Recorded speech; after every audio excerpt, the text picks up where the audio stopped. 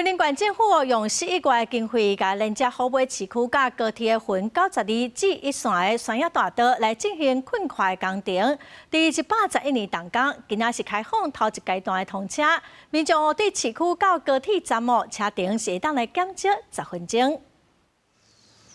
道路边大丛的山野树是过去民众要通往后尾市区爱经过的路。 为着连接市区甲高铁特定区的交通网络，云林县府向中央争取经费甲资助4.3亿，111年动工进行分92至1线山野大道大约1.6公里的拓宽工程，立时早起开放第一阶段通车。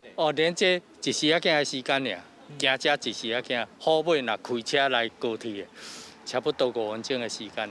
它是中间12米，我们做绿廊道，主要是原有的芒果树，我们把它保留下来了。那延伸段均匀区的延伸段，我们就继续把它延伸种植芒果树。那整个道路我们也取名叫芒果大道哈。云林县府高工局表示，第5望山野大道拓宽会当留山野墙，工程分新开甲既有道路拓宽。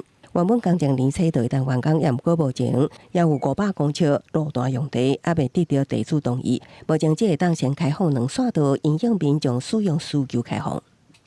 就是双向各一车道来我们第一阶段来先行通行。